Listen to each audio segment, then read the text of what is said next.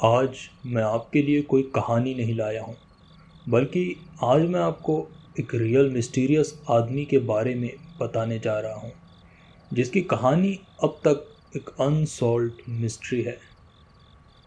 अगर आपको मिस्टीरियस चीज़ों में दिलचस्पी है, तब आपको राजवाला चैनल को सब्सक्राइब ज़रूर करना चाहिए, क्योंकि हम यहाँ ऐसे किस्से कहानियाँ लाते रहते हैं।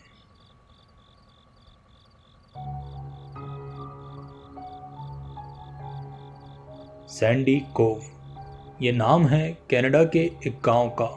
वहाँ 8 सितंबर 1863 को एक 8 साल का लड़का, जिसका नाम जॉर्ज कॉलिन था, उसे एक आदमी मिलता है।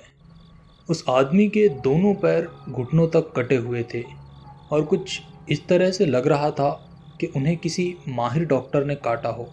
कुछ ही देर में कई सारे लोग वहाँ जमे थे, उससे बीसियों तरह के सवाल कर रहे थे, लेकिन ऐसे लग रहा था जैसे उसे इंग्लिश समझ ही ना आती हो।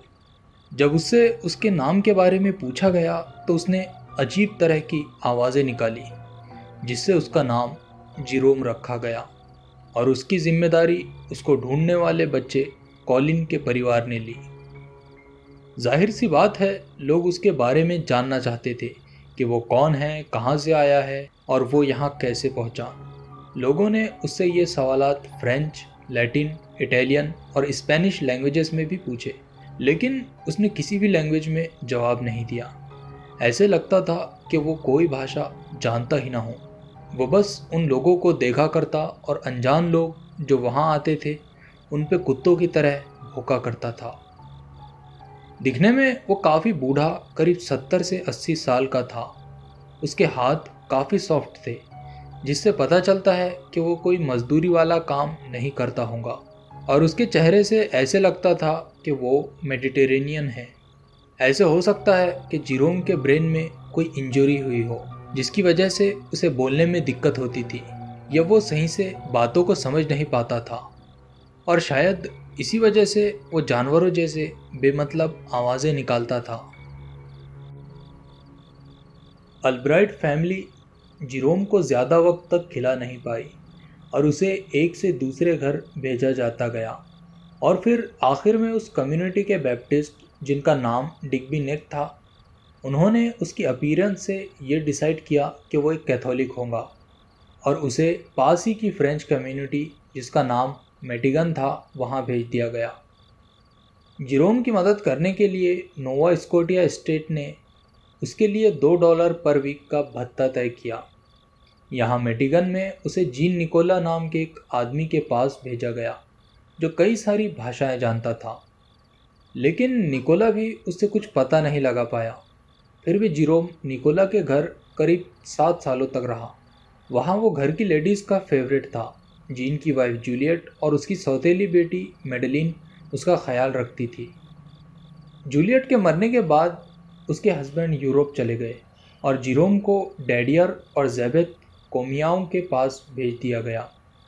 इस फैमिली ने जिरोम की शोहरत का फ़ायदा उठाया और उन्होंने इस मिस्ट्री मैन को देखने आने वाले लोगों को एडमिशन फ़ीस चार्ज की, लेकिन शायद जिरोम को इससे कोई फ़र्क नहीं पड़ा और वो अपनी बची ज़िंदगी वहीं पर गुजारने लगा, जो आखिरकार 15 अप्रैल 1912 को ख़त्म हो गई।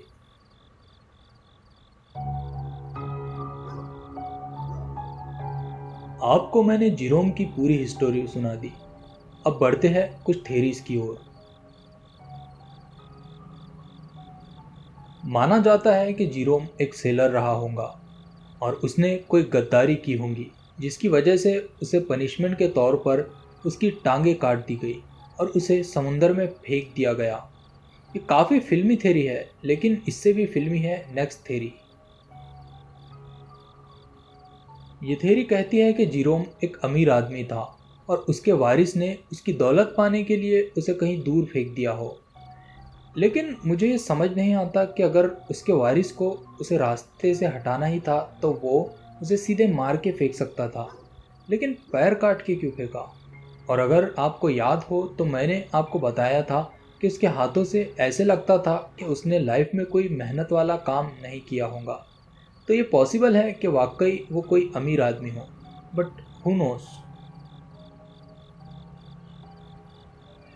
2008 में एक लोकल इतिहासकार फ्रेसर मूनी जूनियर ने एक किताब छापी जिसका शीर्षक था Jerome solving the mystery of Nova Scotia silent castaway. किताब के मुताबिक चिपमैन की जगह जो कनाडा के न्यू बर्न्सविक में है, वहाँ 1859 को यानी जिरोम के मिलने से कुछ सालों पहले एक फॉरेनर बर्फीली नदी में गिर पड़ा, जिसकी वजह से उसे गैंग्रीन हो गया था और लोकल डॉक्टर ने उसके दोनों पैर काट दिए थे। यहाँ लोगों ने उसको गैम्बी का नाम दिया था क्योंकि उसने बेहोशी से उठने के बाद गैम्बा कहा था, जिसका इटालियन में मतलब है पैर। और कहा जाता है गैम्बी चिपमैन के लोगों के लिए गले पड़ी मुसीबत था, इसलिए शायद उन्होंने किसी को कहकर उसे कहीं दूर छोड़ने को कहा था और उस सेलर ने उसे नोवा स्कॉटिया में छोड़ दिया। ये कहानी काफ़ी दिलचस्प है, लेकिन एक और राइटर जिनका नाम नोआ रिचलर था, उनके मुताबिक ये किताब बस अंदाज़ों में बात करती है और ये किताब एक फ़िक्शन है, ना कि रियल हिस्टोरी बुक। लेकिन ऑफिशियल गवर्नमेंट डॉक्यूमेंट्स भी है जिसमें कई लोगों ने ये बात कही थी कि गैम्बी और जिरोम दोनों एक ही आदमी थे। जो भी हो, ये एक ऐसी अनसॉल्व मिस्ट्री है जो शायद कभी सॉल्व नहीं हो पाएंगी, क्योंकि जिरोम सालों पहले मर गया है और शायद उसको जानने वाले भी न बचे हो। Press F for Jerome in the comment और वीडियो को भी लाइक कर दो। और अगर ऐसे ही अनसॉल्व मिस्ट्रीज़ के बारे में जानना चाहते हो तो राज वाला चैनल को सब्सक्राइब करो।